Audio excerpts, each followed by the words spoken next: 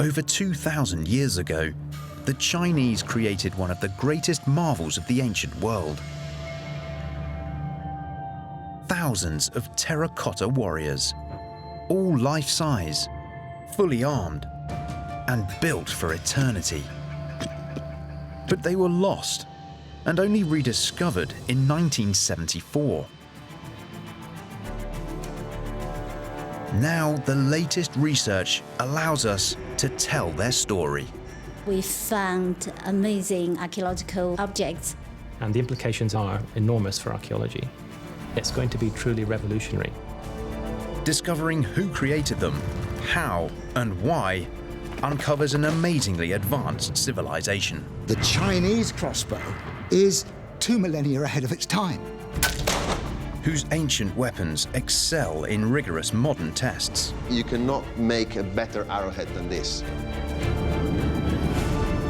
Cutting-edge science brings to light a lost world.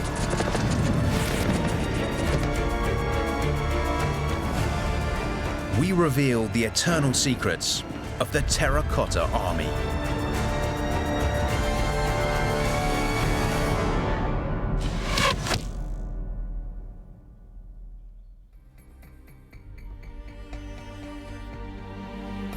It's been called the eighth wonder of the world. A vast army of around 8,000 warriors, all life-sized, built to be immortal and made from terracotta or baked clay. Their scale is matched only by their beauty. The Terracotta Army is one of the ancient world's greatest engineering, manufacturing, and artistic achievements. A stunning array, not just of infantry, but cavalry and chariots.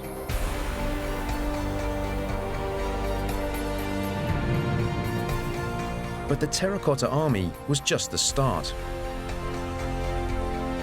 A small part of a vast mausoleum covering an area almost the size of Manhattan Island. Hundreds of subterranean tombs filled with warriors, birds, animals,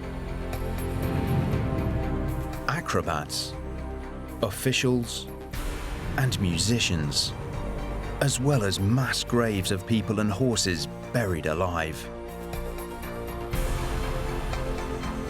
All created 2,200 years ago in the 3rd century BC. They surround a mysterious tomb mound. But for over 2 millennia, they were lost and only recently discovered.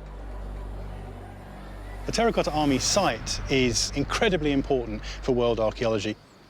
You see just how majestic it could be, just how incredible it was, and you can look at it and say, wow, ancient China was amazing. The excavation of the Terracotta Army and Mausoleum changed everything we know about ancient China. Yet at the same time, has left so many questions unanswered. Why was the Terracotta Army created?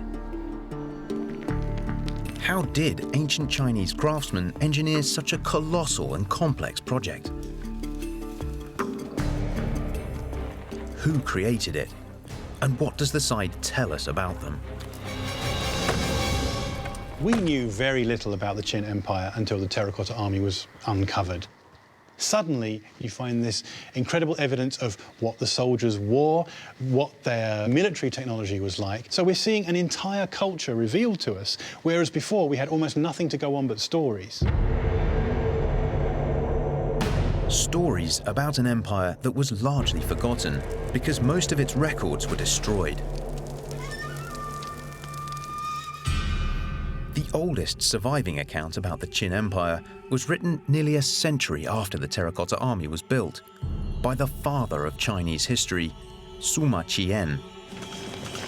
He tells of a brutal Qin state where scholars were buried alive. But neither Sima Qian nor any other ancient source made any mention of the Terracotta Army.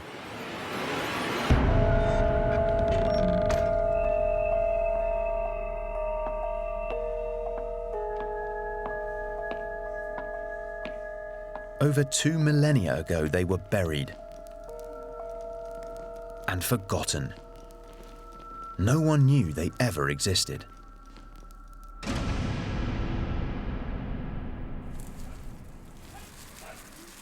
Until one day in 1974, during a drought in Shaanxi province, when Mr. Yang and other local farmers started digging a well.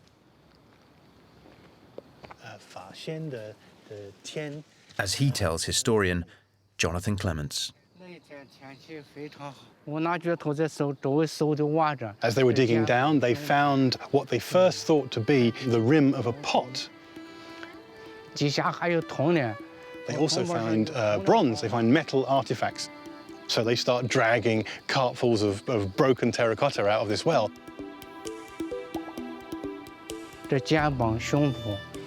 As they dug away the earth around it, they realized that they were looking at the body of a statue. They had the top of the armor and they saw an arm. If it's a grave, that is bad news.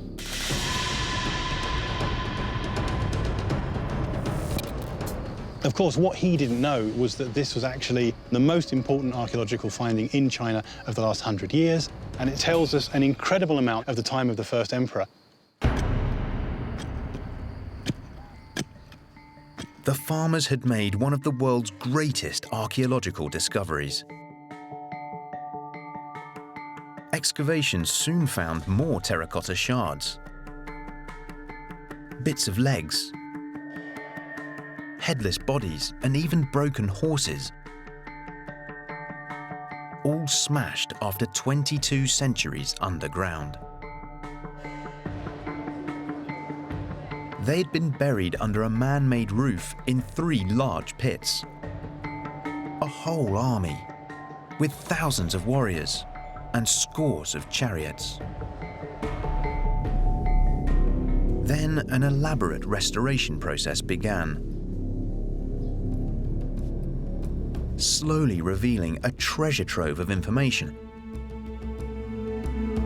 The warriors then placed back in the main pit.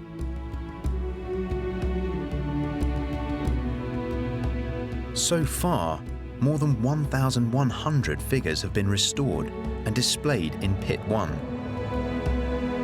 But these are only a fraction of the 6,000 warriors that surveys have shown are buried here, with over 1,000 more in Pits 2 and 3. We found amazing archaeological objects, so I think we cannot guess what buried beneath in the whole tomb complex. They are still making new discoveries, as Museum Director Chow explains. 1974年发现的时候，它的出现震惊了世界，在世界上是独一无二的。我们现在在秦始皇陵区呢有5个工作点，09年我们开始进行发掘的。另外呢，在百溪俑坑还有一个发掘点。 As well as the broken figures, the archaeologists found swords, lance blades, and arrowheads in the pits. But are they ceremonial or war grade?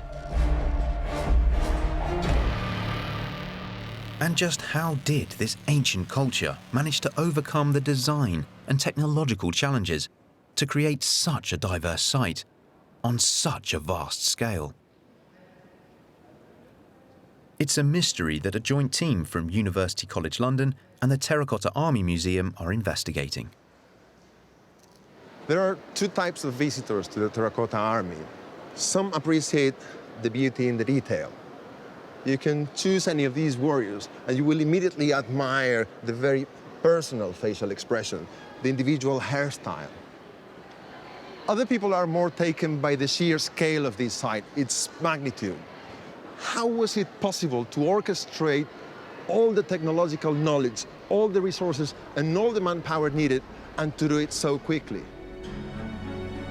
All within 37 years, the length of the reign of Qin Shi Huang, the terrifying first emperor of China.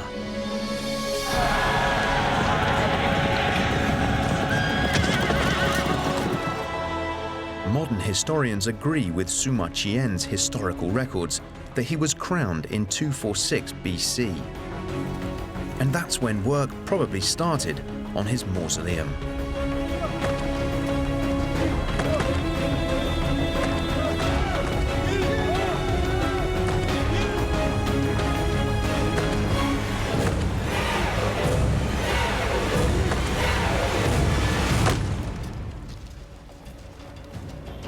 This was miraculous, because for over 2 centuries, the Qin state and its 6 powerful neighbors had been at war.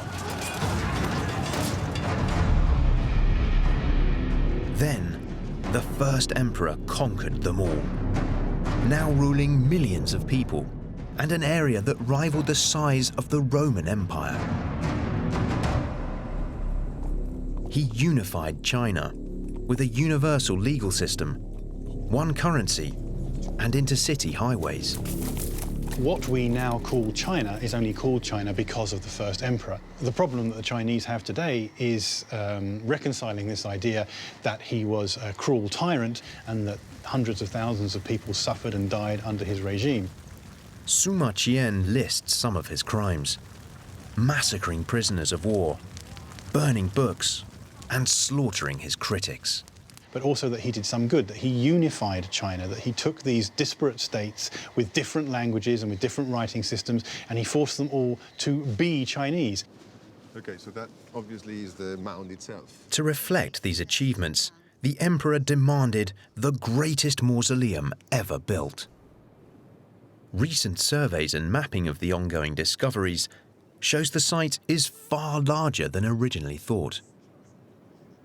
Starting with our carefully mapped datasets, you begin with some of the familiar parts of the site, for example, Pit 1, and then we can expand to some of the really interesting detail that has been excavated more recently. Since the first discovery of Pit 1, the site has expanded and grown more complex. The conservation area now covers over 50 square kilometers. Right at the heart of it, the first emperor demanded his own huge tomb. The grand historian said the imperial grave was under a mound, originally 115 meters tall. Buried deep underground was a huge chamber, surrounding the emperor's bronze coffin. We can only imagine the tomb's fabled interior, as it will not be excavated until the contents can be safely preserved.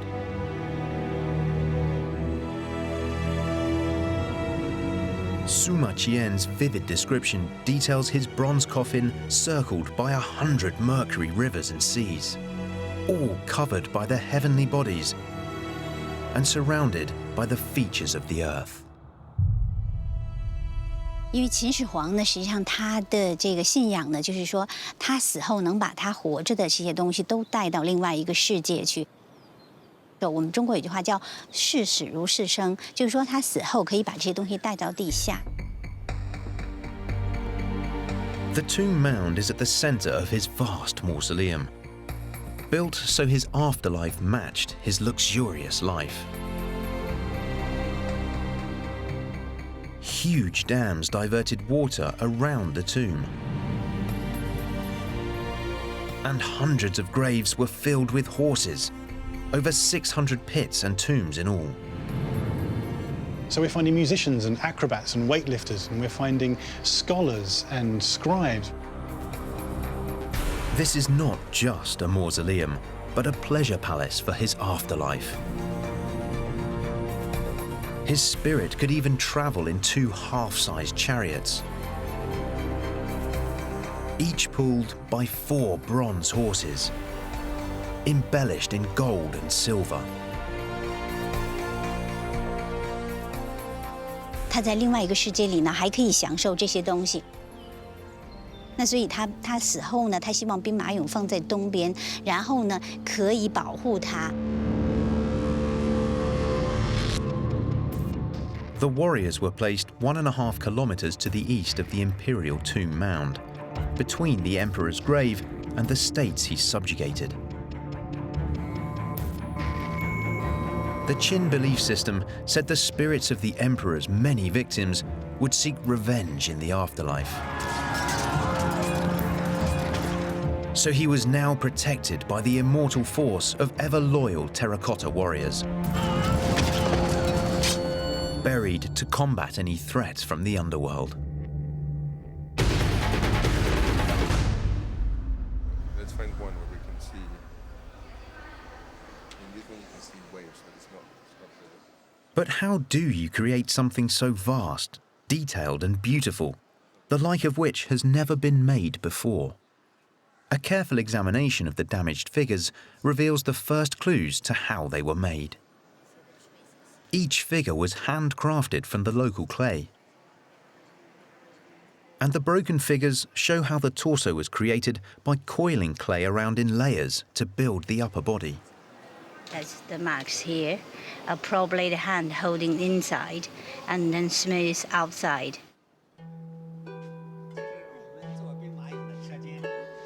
Master craftsman Mr. Han has studied the warriors with the museum curators and worked to replicate ancient production methods.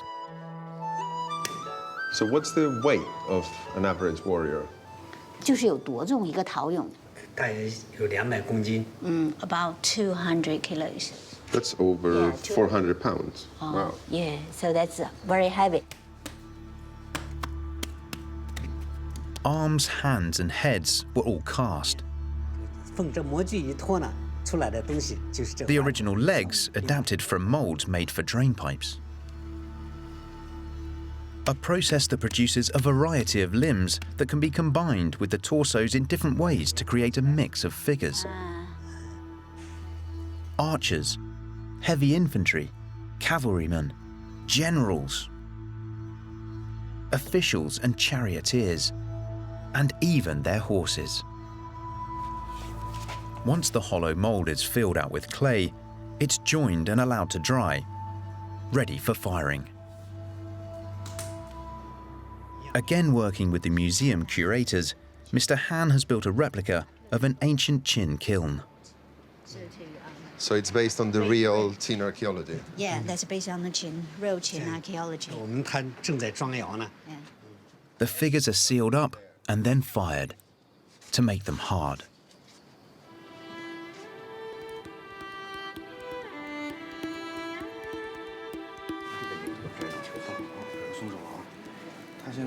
Today, reassembling the broken figures is the first part of their restoration. It's a process that allows minute inspection and gradually reveals a multitude of looks and appearances amongst the figures. 因为我们当时使用了好几种人家材料，我们可以试一下。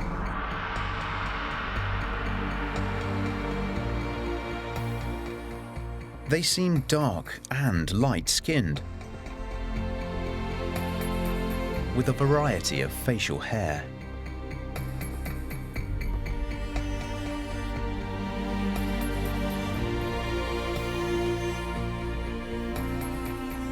They sport a variety of eye shapes.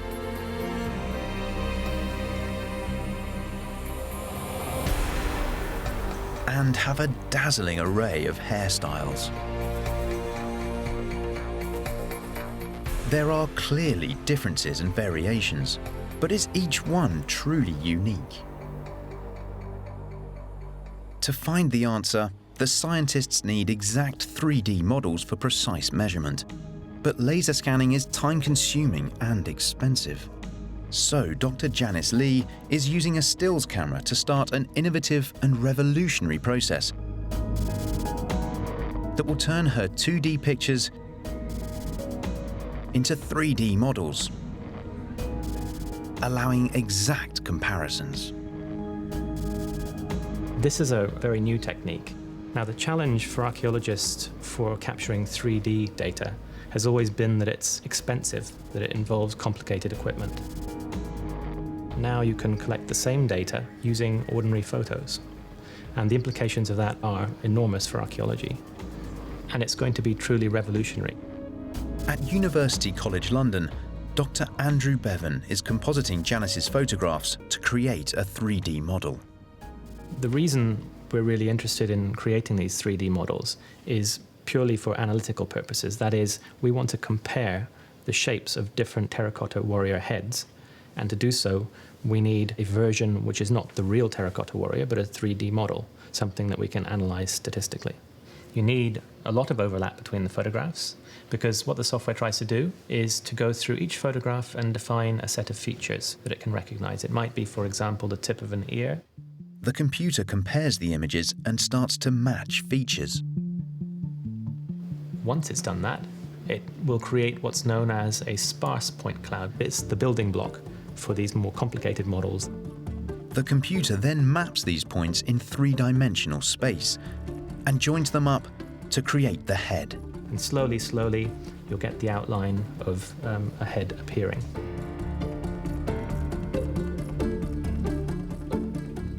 We've done this particular warrior in all of his glory. These exact models allow precise statistical comparison of anything from hands to heads, arms to armor, or figure to figure. Now that we've got these 3D models, we can start comparing them. I mean, effectively, the sky's the limit. In humans, no two ears are the same. They are as unique as fingerprints. In this particular case, I'm going to have off the ear of the warrior so it could be compared to some others. The results are startling and clear. Here I've got some of the ears that we modeled, and you can see just visually that there's a great deal of difference between those ears. For example, in the degree to which they've got a pronounced ear lobe, the depth of the well in the middle of the ear. You can see, for example, that this ear, and perhaps that ear, they're a little bit more similar with one another.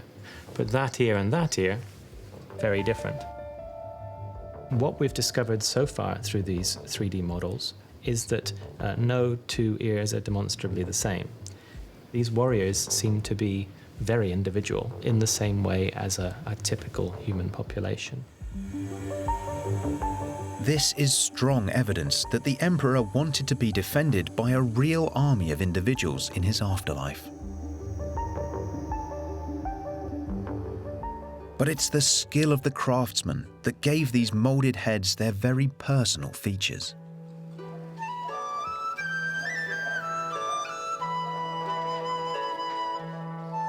Han's work really reflected the processes of making terracotta warriors 2,000 years ago.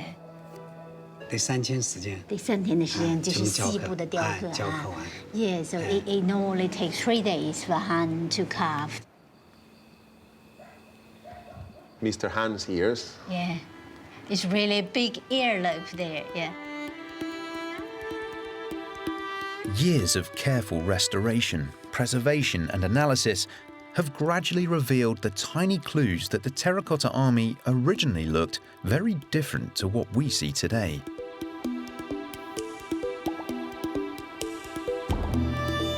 Numerous torsos, hands, and heads contain teasing flakes of shaded pigments, revealing the warriors were originally highly decorated,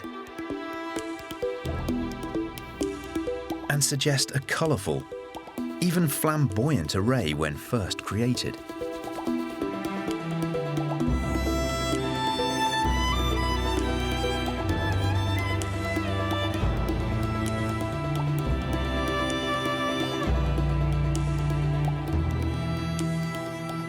We can now see how the warriors may have looked 2,200 years ago. A dazzling array of painted figures and ornate chariots, all fully armed.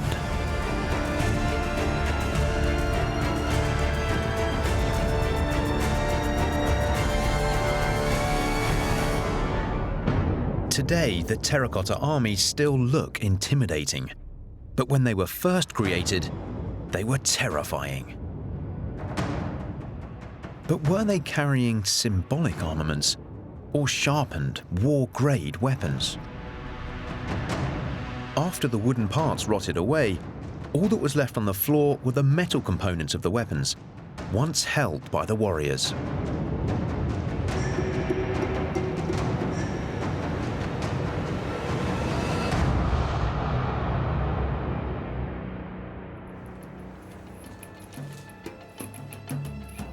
How were these weapons made? And how were they used? To find the answers, Dr. Janice Lee is adapting an innovative dental technique that uses silicone molds to get casts of teeth, so she can examine the weapons microscopically. 那么这个翻模呢，实际上用来呢，就是把这个兵器上面的铭文刻铭。那我们就想呢，通过这个翻模呢，然后能够把它放到扫描电镜下面，可以观测得很清楚，这个兵刃是通过什么样的方法来打磨的。By putting the silicon impression under a scanning electron microscope, Janice can examine the blades without damaging them. At 80 times magnification, the screen is filled by just a 1.5mm section of the blade. This shows these blades were originally sharp, and amazingly, they still are today. These parallel fine marks show that's really massive effort for sharpening these functional lethal weapons. So consistent. So you cannot do this by hand. Every one of the 40,000 arrowheads were sharpened by somebody on a wheel. Definitely, you can see this very parallel.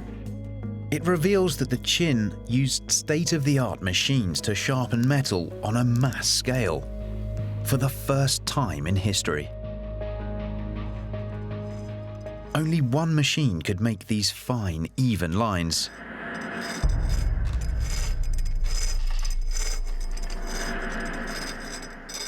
A rotary lathe that uses a spinning stone to sharpen blades.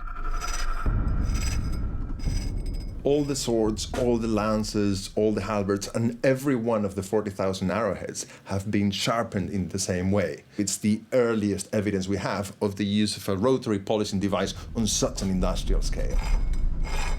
There's no sign whatsoever of them having been used.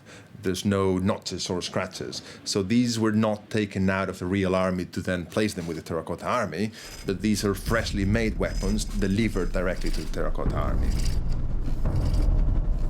No, really well done. This is fantastic. I think we are onto something exciting. Yeah. The team's work is revolutionizing our understanding of how and why the Qin produced their weapons. I think it's obvious these are not representations for religious purposes. These are real lethal weapons made to kill.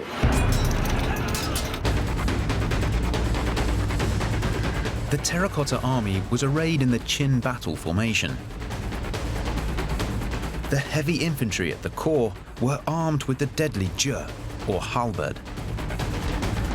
Now forgotten, this long, shafted weapon was highly flexible in battle and was the Qin army's best defense against their greatest foe, cavalry.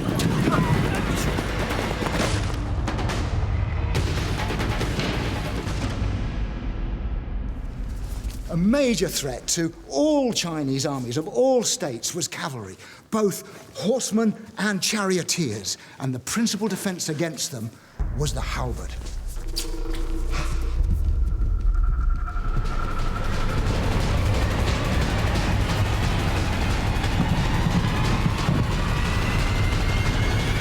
Whoa!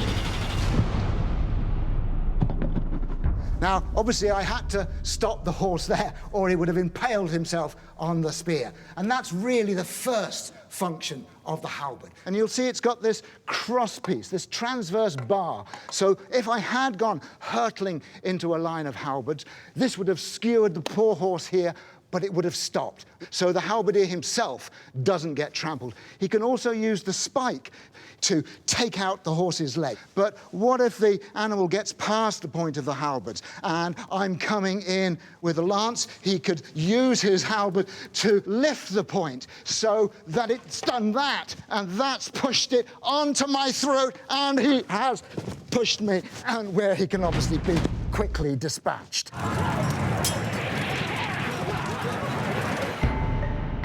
As well as the lance and halberd, the Qin deployed a range of metal weapons, including spears and long swords. But the ancient Chinese led the world in one particular weapons technology: archery. Literary sources show the Chinese invented the crossbow centuries before the Qin Empire. And it had evolved to be the most effective weapon of the age. The Chinese battlefield was full of arrow storms, storm after storm of arrows. But that takes skill and training. How could you do that with an army full of peasant conscripts that were there for a few months? Well, the answer was in the Chinese crossbow. Just a simple stock of wood easily mounts any bow. So the bow is already made. It fits onto there. And just with putting a crosspiece in there, you can lash that into position. No complete originals survive, but this is a working replica. Its importance is shown by the ranks of terracotta archers, ready for battle. But all that remains of the Qin crossbows are clusters of strange bronze objects found in the pits. These bits of bronze might not look like anything recognizable at first. Put them together, however, and you've got an extraordinary mechanism. This is a bronze crossbow trigger, one of the most sophisticated three-dimensional engineering mechanisms of ancient times. Chinese historians recorded that each part had to be a precise match, so they can all fit together. The annals of Lu Buai, who date to around the time of the first emperor, claim that if there's any misalignment in the parts of a trigger, it will not function. That's how accurate they had to be when making these parts and then assembling them together into a functional crossbow trigger.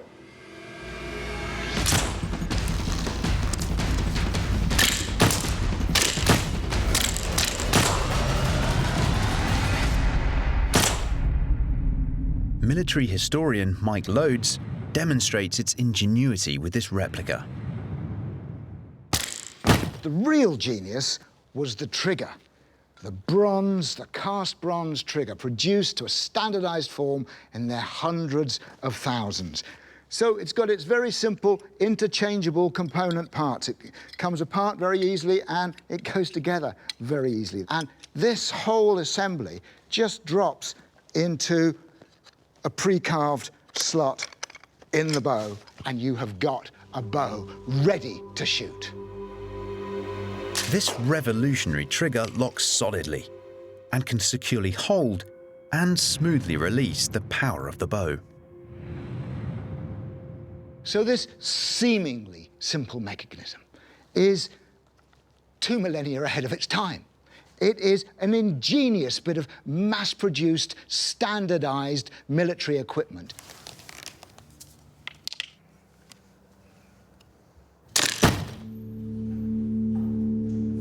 But any crossbow is only as deadly as its arrows. Over 40,000 Qin arrowheads have been excavated. This is just one bundle of 100, a quiverful, discovered here in the middle of Pit 1. Professor Martin Torres is pioneering the use in archaeology of an X-ray fluorescent spectrometer from mining to make some startling discoveries. This is today the simplest, fastest, even cheapest way we have of determining the chemical composition of something. It's only recently that we are beginning to use it in archaeology, bringing about a revolution in the way we can characterize materials. It It shows the Terracotta Army's weapons are nearly all made from bronze, a man-made alloy comprising a mixture of copper and tin. The expectation is that all the arrows will be made from one blend of bronze. This is telling us the recipe that the weapon makers had for each of the parts of their weapons. There's the head proper, and then what we call the tang, which would be inserted in the longer bamboo shaft. The tang contains 3% tin, 1% lead, and the rest is copper. So it tells us that this is a bronze with relatively low amounts of lead and tin. We can now turn it over. We can immediately see a relatively high tin content that's around 20%. This is an alloy that we know would be extremely hard. More tin makes for a harder, sharper arrowhead. But less tin makes the tang more flexible and less likely to snap on impact. When you only have bronze, you cannot make a better arrowhead than this. This is as good as a bronze weapon is going to get. But how did they create an advanced arrowhead and tang, combining two alloys? Master forger Andy Lacey is experimenting, trying to reproduce the casting techniques developed in China over 2,000 years ago. You have your tang, precast, already exists. You can just insert it into the mould. You can see that it sits within the space that's the arrowhead. And then you put the top part on and clamp it together. Then you see the tang just sticks out there, and that's the funnel that will take the metal in.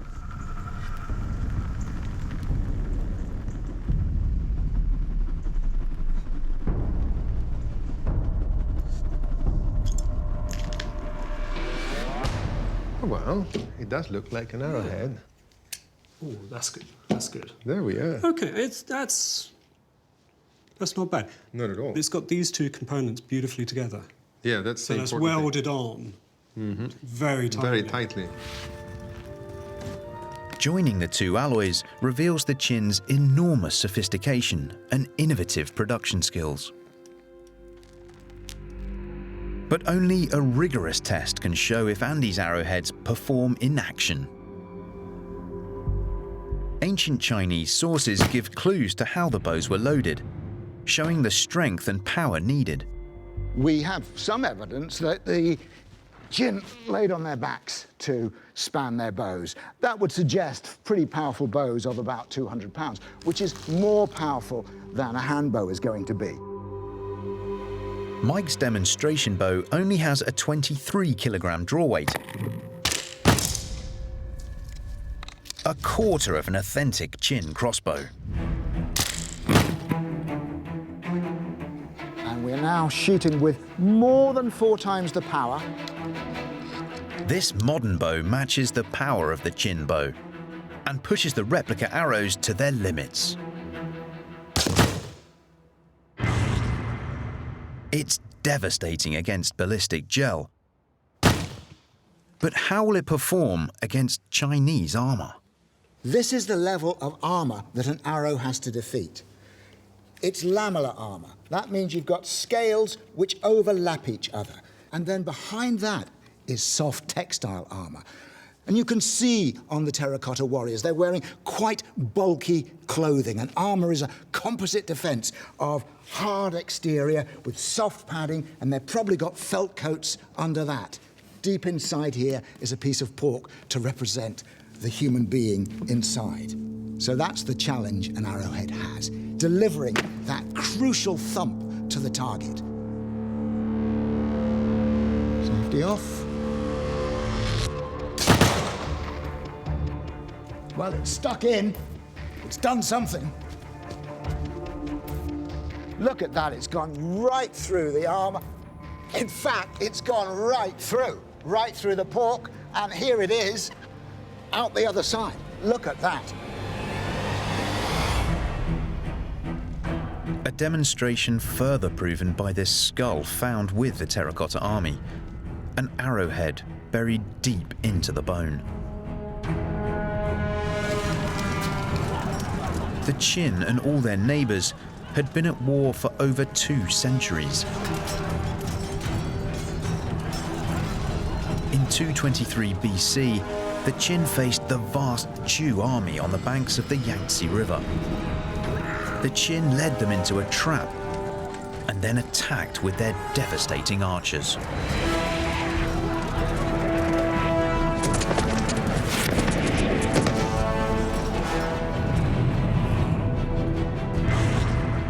You can learn to use this in less than 2 minutes. And it enabled a peasant army to be converted into state-of-the-art troops. The Qin conquered the Zhou and their other neighbours until in 221 BC, the first emperor ruled them all. The grand historian Sima Qian describes his increasingly tyrannical rule, banning all opposition and burning records. All of the books in his kingdom were destroyed, possibly thousands of Chinese documents that we'll never get back. A terrible cataclysm for Chinese history and for Chinese historians. Imperial megalomania took over, as 700,000 workers were forced to expand his tomb complex.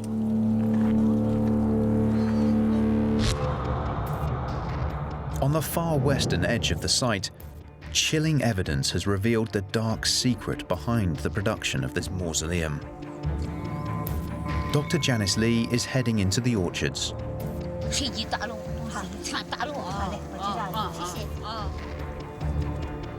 Where mass graves were filled with the bodies of workers, worn down by the relentless toil.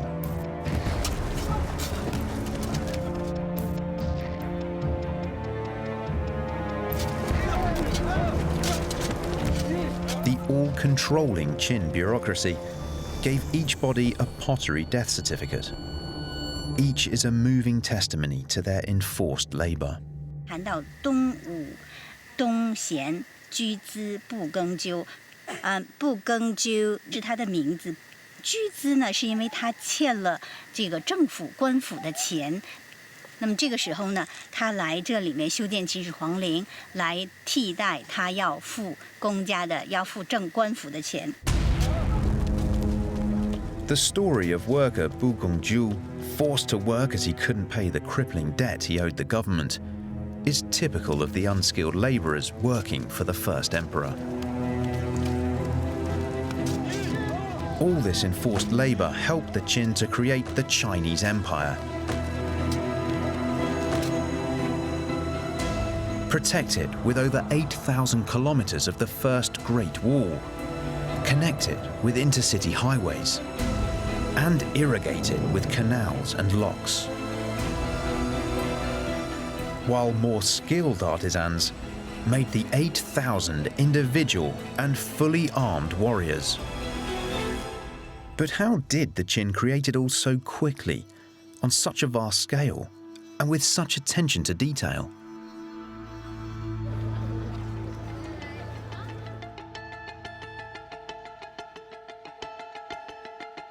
All the strands of the team's work can now reveal how the workforce was organized and controlled. We have hundreds, thousands of weapons here, all of which look very standardized, mass-produced. But we want to find out how that was achieved. How is it that they could produce so many weapons in such a relatively short period? The answer lies in the weapons themselves. To help analyze them, Janice has meticulously plotted all the armaments found in Pit 1. This is the map of all these bronze weapons discovered in the east part of Pit 1. So we show in different colors, different kinds of weapons. So like the red one showed the bronze triggers, crossbow triggers discovered in the pit. And the black dots presents the arrow bundles. She then compares this with the detailed analysis of the triggers and arrowheads, finding that the triggers can be divided into different groupings, where each trigger in that batch is identical in size Those colors are all of the different trigger groups that we've been able to identify. Janice's plots of the find locations in Pit 1 identified several different batches of triggers.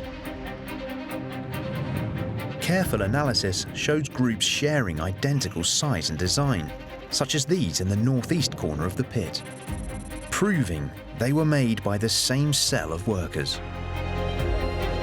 Next to them is a different batch of triggers identical to each other, showing they were made by another cell of workers.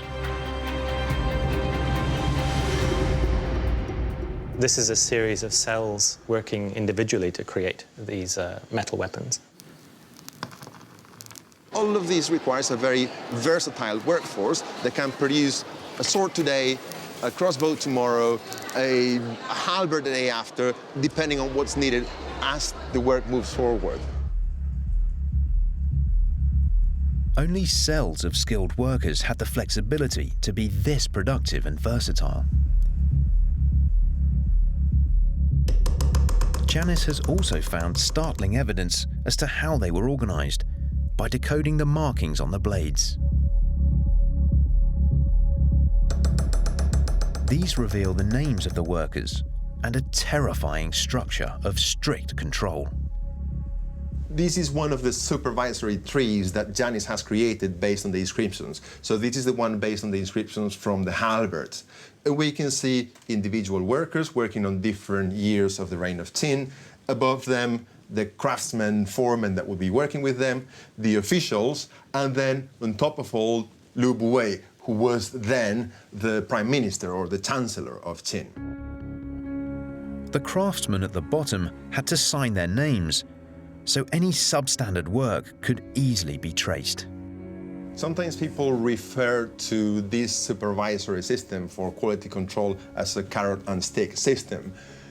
We don't have massive evidence about the carrots, but we know about the sticks. Basically, we know that if something was wrong with a particular weapon that didn't fit the standard, then one could identify worker Jing in particular and make him accountable for his error.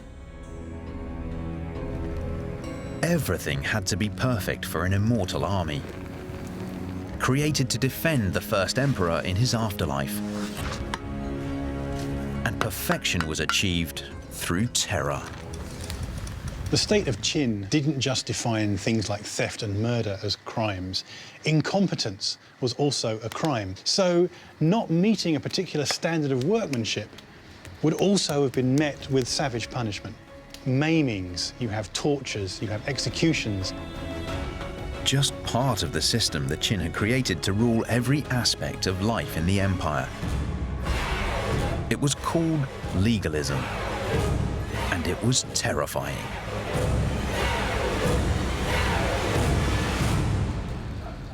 The grand historian Sima Qian describes a society ruled by fear, divided into groups of 5 and 10, each person forced to be a spy and liable for the others. Every unit of 5 or 10 houses was obliged to report on each other. If anyone committed a crime within your cell and you didn't report it, the entire cell would be punished.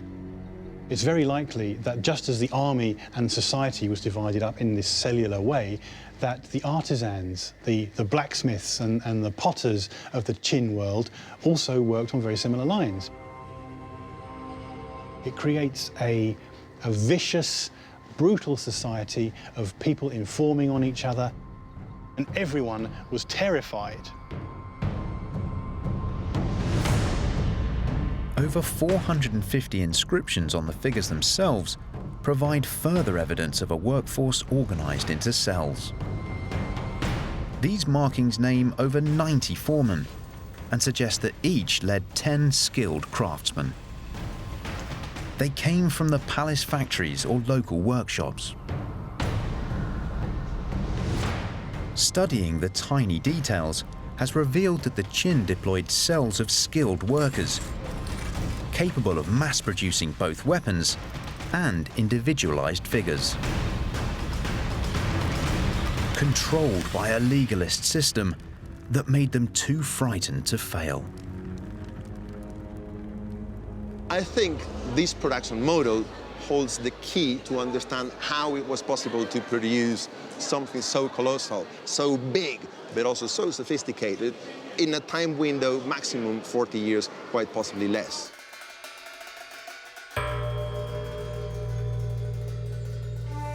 In 210 BC, 11 years after he conquered all his neighbors, the first emperor died. Possibly killed by the mercury pills that he'd said to have consumed to bring immortality. Sima Qian records he was buried in a bronze coffin, surrounded by rivers of mercury, laid out in a map of the empire. His tomb mound has never been excavated, but the terracotta army opened the door to a lost world.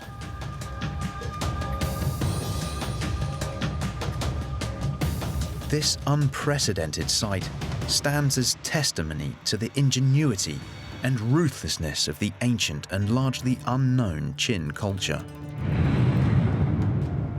Its pioneering system of flexible manufacturing, combined with rule by terror, allowed the Qin to create the eternal wonder of the terracotta army. It explains how one little nation created a vast state that has evolved, expanded, and continues to thrive over 2,000 years later. China.